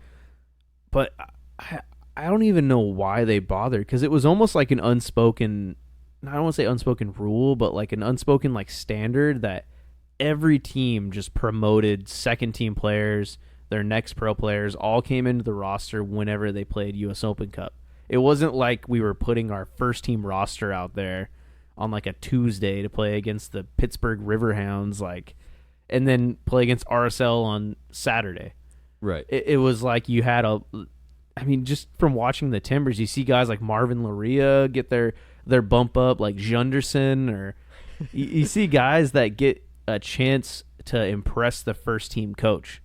And come up and maybe play against a couple MLS caliber guys, and I prefer that way better. I'd love it forces teams to dip a bit lower in their depth chart than what they normally would ever do. I totally agree. I loved seeing when you had FC Cincinnati when they were in USL at that time, when you have teams like Sacramento Republic making the final, and you get to see all these weird niche teams that you don't see, like Forward Madison and Union Omaha, and I would personally take that any day of the week over Leagues Cup. I am not a big Leagues Cup fan.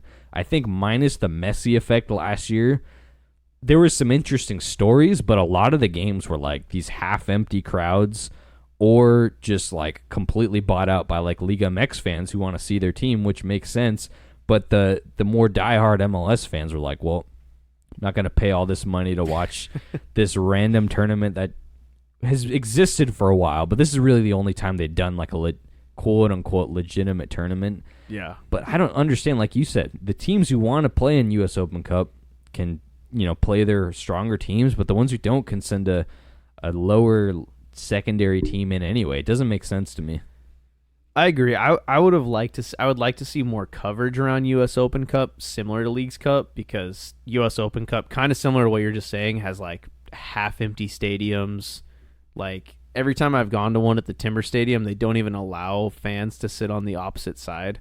Like they close off half the stadium because they know they won't be able to fill it, and it just ends up where these like kind of weird dead atmospheres that, at least until you get into the later rounds, but it's offers clubs a different way to prioritize their schedule, their season. I mean, you see clubs that prioritize the regular season, some clubs that want to prioritize maybe now Leagues Cup because they get a Champions League spot out of it. It offered different clubs a way to prioritize their season to win another trophy. I agree. I meant actually, yeah, I meant as a Leagues Cup, watching that with like these random games where it'd be like Austin versus Mazatlan and like a dead crowd in Q2 Stadium. That's a banger of a game right there. And I love I don't know, it just feels too manufactured for me, this Leagues Cup. They're cashing in on the Mexico-U.S. rivalry, makes sense. It's a good rivalry, but it takes away a little bit from CCL as well, or Champions Cup, in my opinion, because now, I mean, the teams always generally ended up Mexico versus U.S. MLS versus Liga MX, but now you've got this competition which is going to be these teams playing each other anyway, and I feel bad for like the Costa Rican teams or the teams from Honduras who are playing in this, and now it's like, oh, well, there's pretty much another Champions League with more games and more teams, just we're not invited. Yeah, I get that. I think what I enjoy about Leagues Cup is you see the median of both leagues play against each other. You don't see just the top tier, Tigres, Monterrey. Like you see the Mazatlans, the Tijuanas. Like you see those teams play against Austin or Colorado or San Jose. Or that's what I enjoy more, and that's what I think. Like you get to see these players and these teams that would never really be in that competition in that place. And you get to see them play against like the mid-level. I think that's a better way to measure the quality of the two leagues against each other versus just the Champions League, because that's kind of like pitting like the Prem against La Liga. It's a sensitive subject in this group. But you know what I mean? Like there's more quality across the league that is hard to gauge unless you pit those teams against each other. Right. No, I agree, and I don't even hate the Leagues Cup. My anger is more towards the fact that it kind of feels directly responsible, because as soon as they add this tournament, that's when Open Cup falls out. I would love to see both, ideally. I mean, I wouldn't hate that, but never going to happen, probably. Yeah, one of my least favorite excuses across all of world soccer is that players are playing too many games. I get it. I understand the reasoning behind it. Yeah, I think these players do play too many minutes. I think it's the stupidest excuse ever. These clubs have like 50-plus players contracted at any point in time. Right. I agree. Play somebody else. I think it's one of the stupidest, most ignorant, idiotic excuses ever. I hate when you see like Barcelona has played an 18-year-old like for 57 games. He's like 6,000 minutes under his belt, and like his hamstrings are going to go at like 21, and then he's going to be useless for the rest of his career. Like, I hate it at any level, and I understand the argument. Yeah, some players shouldn't be playing that much. Clubs have the capability of employing a lot of players, and they just need to use them. I totally agree, especially when the big ridiculous club teams complain about like a Barca or those sort of teams. I completely agree. Yeah. Anyways, hashtag save Leagues Cup. Hashtag save U.S. Open Cup. If Leagues Cup were to disappear tomorrow, there would not even be a campaign. Hashtag save Leagues Cup. That's funny. Anyways, speaking of Leagues Cup, though, the Mexican-U.S. rivalry continues on all fronts. The MLS All-Star game has been announced, and it is MLS All-Stars versus the Liga MX All-Stars. What are your thoughts? Third year now They did 2 in a row, then they took a little break, got whooped by Arsenal. Now they went running back to Liga MX. The Arsenal. I don't hate this format, actually. I think it's competitive more than other ones. When you... The viable format is this, as opposed to having some all-stars who play in completely different teams practice one time and then do a media day and then play against a top-tier team. It's cool to see Arsenal play or Bayern or Madrid or whoever, but this is more of an even-keeled matchup. I don't dislike it. I just wish they would change it up a little bit, where they have maybe East versus West or a different team's all-star game. We've talked about that, having a different league, maybe doing U.S. and Canada-based players versus the world, something like that. I don't know. It's not bad, but... Hear me out. MLS alumni versus current MLS players. No, MLS Next versus MLS alumni. You get Landon Donovan out there feeding a ball to Dwayne De Rosario, just blasting a goal versus like a 14-year-old. Playing against Keegan Hughes. And that's pretty good. Man. Yeah, I don't know. It's kind of I would like to see them make some changes if they're going to stick with this format. Maybe a 2-legged series. 1 game in the U.S., 1 game in Mexico. That'd be awesome. They do like a week and a half long thing. Play 2 weekends. They have 2 games. That would be cool. I don't know. There's a lot of ways they can change it. There isn't too much to say about this All-Star game other than it's just meh. I'm getting tired of it. I was going to say, the first one was really exciting. The second one, cool. Once again, they did it, but it just loses the momentum every year they do it. And I feel like this is almost true across all sports. And I haven't really talked to you about this yet, but I feel like All-Star games are supposed to be a spectacle, and they've lost all sense of that. I think soccer's kind of the last front. I think there still is that competitiveness and guys actually trying. I agree, because it is a newer, or not newer, but it isn't as common. Yeah, versus when you look at like the NBA All-Star game and it's just a joke, or you look at like Pro Bowl. The Pro Bowl where they're playing like flag football now because they don't want to get injured, which makes sense, but it's just, I have a fear that MLS All-Star game is going to go down the same route. I can see it getting canceled or something at some point. And unfortunately, it's a bummer because it's just like part of the history of the league, and it feels like there needs to be something more at stake. That I don't know how you would do it, but I almost feel like there needs to be something at stake, like in the grand scheme of things for, I don't know, the league play.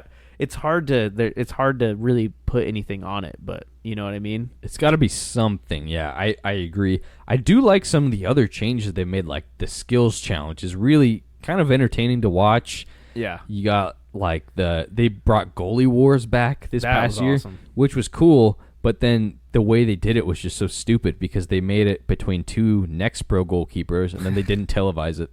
So I saw some clips on Twitter, but it would have been cool to watch. I would love to see Nahuel Guzman against like Roman Berkey in a goalie wars tournament. That would be so cool. David Ochoa versus Guzman. That would be the ultimate. Hey, we're not talking about MLS Next Pro goalies, dude. Not official yet. So, no, I agree. They got to do something. I feel like if they did any one of those things we mentioned versus a different league, versus J League would be kind of a cool one. Saudi, obviously. There's an insane amount of options, and it just feels a little lazy. But I mean, also, is it worth the work though? I'm sure they probably analyze these things and they look at how much money they're spending, everything they have to do. Maybe there's stuff that we don't know about that makes it not worth it to do it. I would love to see just East versus West would be the easiest thing that they wouldn't have to invest extra in. You'd get more players involved. I think that would be the way to go. And I think the fear before was, and why they brought those big teams in, was mid-2000s when MLS was kind of on the decline before Beckham, and they needed to do something to generate some buzz. Nowadays, pretty much any team in the league, I would guarantee, would sell out an All-Star game. I can't think of a single market that wouldn't have a good crowd that would sell out the game. San Jose. Even San Jose, you know what's crazy? They hosted an All-Star game before Seattle. It's kind of nuts. But even San Jose, I feel like would sell out an All-Star game. You got Messi, you've got all these. Yeah, I think with all the Miami boys and some of the other big names around the league, yeah, I agree. That will be interesting. Messi's going to be at the All-Star game this year. That is a I didn't even think dream come true thing. You got Lionel Messi in the skill games, like just that's going to be actually kind of funny to watch because like it could either go as you expect, where he just pings out like every single bucket with like the points total over it. You know how they do those like bucket challenges, or every Adidas commercial has been a lie our entire lives, and he just misses every single one of them. That's really funny to me because Kai Havertz did the volley shot challenge. He did terrible. He missed every single shot. A picture of Messi did that. Picture all the Ronaldo fans online. Who did he have on the other end? He barely even made contact. I don't even know who was the goalkeeper. I don't remember. Might have been Berkey. Oh, honestly. No, it was DC's goalie. It was Alex Bono. Dude. That's funny. I guarantee you though, like, because I could see normally Messi, like a player like him, just not participating in this sort of thing. But I guarantee you, it's built into his contract. Hey, you got to go to this thing. He has at least to do it. Trot out, say hi to the fans. It's gonna be him, Luis Suarez, and like Jordi Alba against like Gignac and Berterame. And like Henry Martin as well. Yeah, those guys. That would be kind of fun to watch, actually. See Messi. They usually do it. The format they go with is Liga MX team, MLS All-Star team, and then whatever the home market is. So we'd have a Columbus team this year. So that would be cool. You got Cucho, Rossi, and Nagby. Maybe Nagby, or maybe like Maitan. Yeah, I'd say or Yaya Boa, or if you're looking at somebody who's gonna be skillful, who we didn't even talk about in this game, but that Hinostroza guy for Columbus. Did you watch any of their game? Dude, he is everything I expected. When we were talking about him in the pregame or the preseason predictions, he is just a menace. A menace. He's so good at dribbling, but he has like the Neymar effect of like just trying to do like. Columbus had a really good opportunity. He had like an overlap. He had got the defender to bite. All he had to do was like lay off like Mo Farsi to like hit a cross. And he tries to do like a pullback, like heel flick, just lay off to a guy who's overlapping, and it just gets intercepted by the defender. But he just, every time he got on the ball, it was like scissors, just like rollovers, just a ton of cool skill moves. Love to see that in an era where that sort of play is kind of. To see him just boss Messi and Busquets and Alba and Suarez. I would love to see. I'll take even one better. Say next year we go back to East versus West. So East, obviously, you're gonna have some loaded teams: Suarez, Busquets, Messi, Jordi Alba. Maybe Neymar comes to the league somehow. And then on the Western Conference, you've got an electric. You got Antony on one side. You've got like, oh man, who could be a breakout like player on the Western Conference? Ali Ahmed just bombing. That guy's been at Vancouver for so long. It's not a breakout. Bombing down. Give me my dream of this scenario. Kamungo from FC Dallas. Bernie Kamungo, Antony. Oh man, you got Bernie Kamungo, Antony, and then like Jesus Ferreira up top. Coco Carrasquilla. You got Matty Crooks. Dictating. You got Matty Crooks right behind him. Anderson Julio. That guy is just a handful. Cole Bassett just pulling the strings. Love to see a Cole Bassett MLS All-Star shout. You know what that made me think of when you're talking about electric wingers? No. Does Cade Cowell make it into the Liga MX All-Stars? I saw. So this is kind of but I saw he had a decent start there, actually. He was doing well. There's a video of him, like, I think he's wearing like a cowboy hat or something. He's in like just a mosh pit of like Chivas fans, and they're all like yelling for him and screaming, and he's exciting. And then you got the duality of Chivas and playing in Liga MX at a big club. he got like booed when he got substituted off the pitch like that next weekend because he played poor. Get used to it, Chivas fans. The ultimate spark of this could be the next Alfonso Davies, like amazing player. Bring him back for the MLS All-Star game. I want to see him here. Let me see that guy do the cross volley challenge in MLS. Just miss everything. You're hitting off his shins and like it looks like if we were to do it, basically. Man, oh love man, it. I got one more possible playoff form, or not playoff, MLS All-Star format, and I'm curious what your thoughts are. You know the Creator League or what was that? The soccer, the TST tournament. Oh, sure.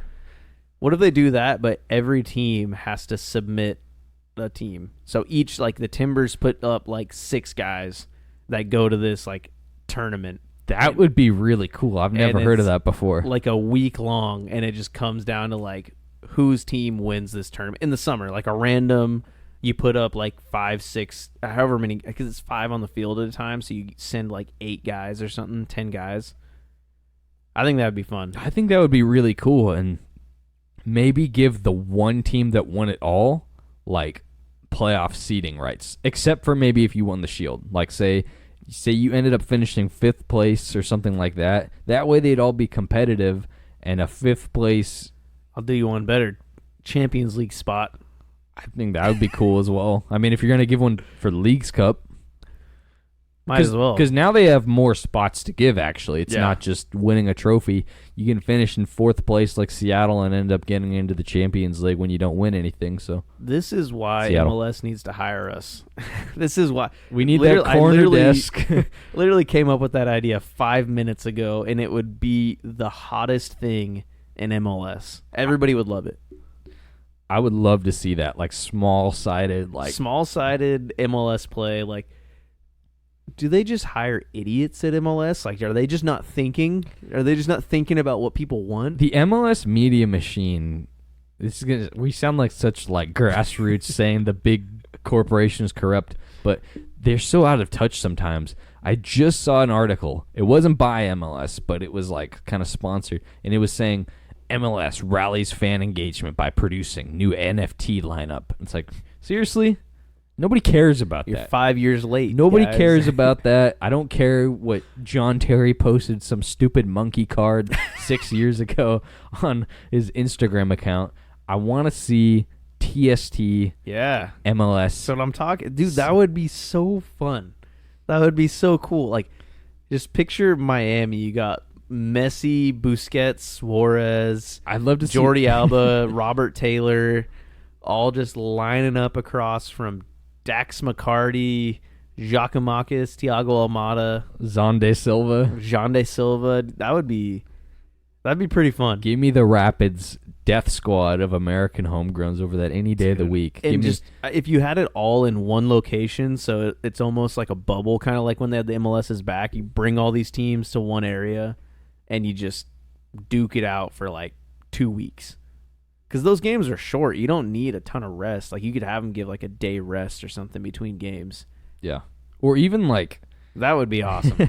I'd agree. I think that would be sweet. I love to. That's a great idea. We got to propose this on like a Reddit thread. We gotta throw this out there somewhere. Get some traction. If I ever saw that happen, I think I would imagine people like going to an event like that. Because then it's not a 1 day thing. It's like You can legit make a trip out of that. and- like a full week, 2 week, like a multi-day thing. You could get different crowds for different games. Oh man, like a Northwest region for one year, maybe like Seattle, Vancouver, Portland. dude, MLS, freaking hire us, man. Hire Get us. in there. Send us an email at mlsnetboys@gmail.com. Oh man. Well, I think I've ranted enough for this week. We said a shorter one, but we're approaching our 2-hour mark I was here. gonna say, yeah, we went deep on some topics. Shall we do some predictions? I just closed out of our predictions page. I got them pulled up. Seattle versus Colorado Rapids. Seattle Couple Sounders. bottom feeders in the league. Seattle at home. Oh man, Oh man. I'm going Seattle 1-0. I can't- I can't see Colorado going on the road to a PNW team and pulling out a win. It seems like they never win in Seattle or Portland. It seems like Seattle's been bad, but I just don't think they're going to be worse than Colorado. I don't either.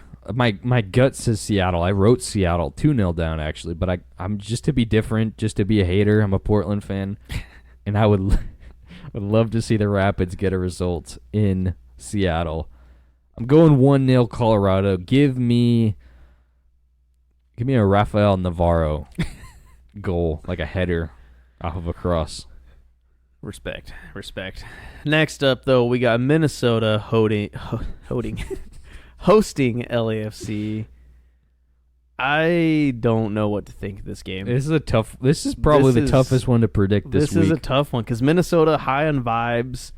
LAFC not the best squad, but they know how to get things done.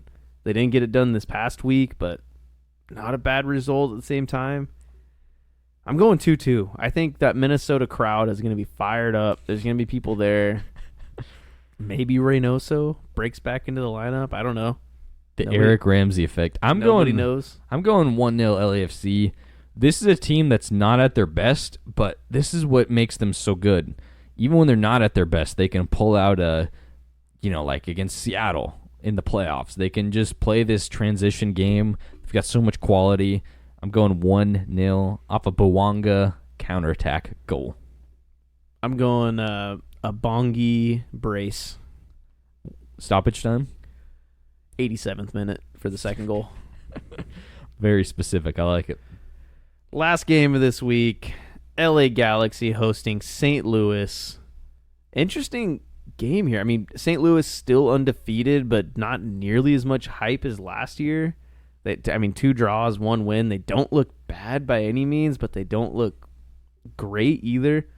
LA Galaxy, on the other hand, maybe we're just a little bit higher on them because they've been so bad for a while, and now they look good. They brought in a few new guys, and they look solid, but I'm going LA 3-2. I think there's going to be a lot of goals in this game. Galaxy's defense is pretty terrible. St. Louis is going to kill them on the counter, but I think Galaxy has the pieces to unlock a St. Louis team. If St. Louis pushes too high up on a counter, or if they don't engage in that mid block very well like they try to do, I think Paintsil is just going to cook this back line. I was going to say, I'm predicting 3-1 LA Galaxy, Paintsil brace, and a Jovic goal. They're so they can be a real threat now in transition. They got the guy who can play the ball, Puig. They got Paintsil who can run and kind of expand the field and expose the defense. Then they got a good finisher up top. They got really good pieces. I don't know, man. I'm not as big on St. Louis this year. Give me Paintsil brace, Jovic goal, and a mere consolation goal by João Klaus. Sorry, Samuel Adeniran, just for the vibes. Samuel Adeniran just left foot sledgehammer to the just back of the net, like middle right. I changed my mind. 8-0. Samuel Adeniran, quintuplet of goals. I actually really like Samuel Adeniran. I don't know why. He's a likable guy. That guy is just fun to watch. He just hits the ball as if he's just mad at it. He's got some nifty footwork too. You're right. Great player. Him and Aziel Jackson are a fun duo to have. That's it for this week, though. This week in MLS. Felt like a short episode, but it really wasn't. Normally we would just ramble on about something else and then do a Who Am I or some other game for about an hour. But talk about the Tony Chani last week was a wild player to guess. I was just listening to that one. Tony Chani is a legend of the game. Would you hang up a Tony Chani jersey on this wall? I absolutely would. Who means more to Columbus Crew, Tony Chani or Stern John? That's like saying who means more to Portland Timbers. Oh, man. What can I even do? Frederick Piquion or, like, George Fashive? That is a disgrace. That is not a fair comparison, sir. No? Stern John was... as a center mid had like 1 year. 5 times as many goals in 1 year than Tony Tchani had in like 7 years. So he was there 1 year. It was one year and he had 44 goals. 44? He had 44 goals in 55 games. Had to have been all competitions or like a year and a half or something, because the record is Vela. Vela has it, right? 34? I think it was all competition. So that includes U.S. Open Cup. That's pretty crazy. Which is 40 as a center mid, too. Carlos Vela's a fraud.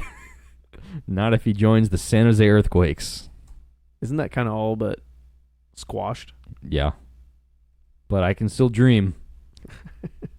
Give me Vela, Chicharito, Andres Guardado, Giovanni. Give me all these like Liga, like former El Tri, like legendary players.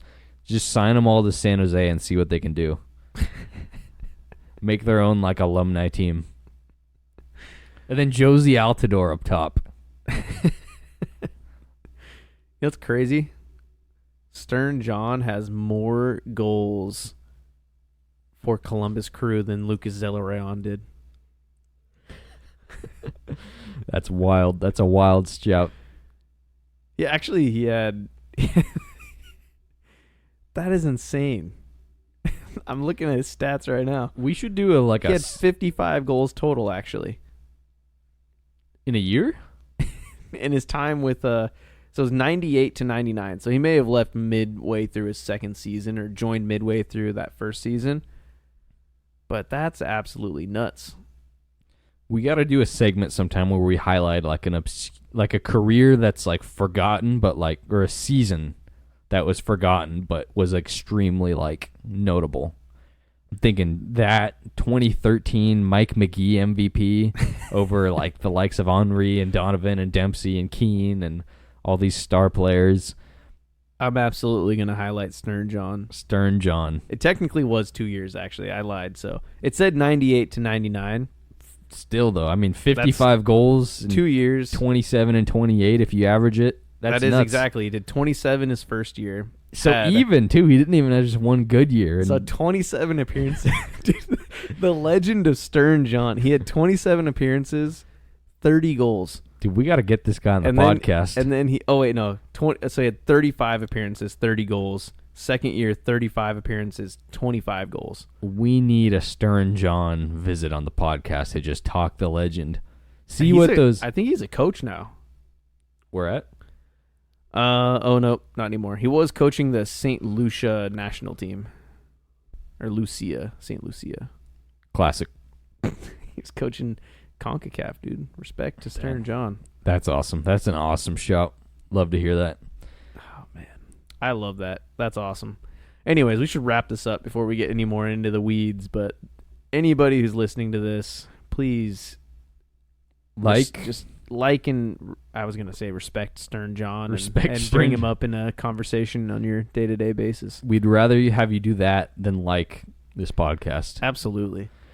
Follow us on X, MLS Netboys. Send us an email. Send us a cheeky email, mlsnetboys@gmail.com. We have one email we still haven't even talked about on this show.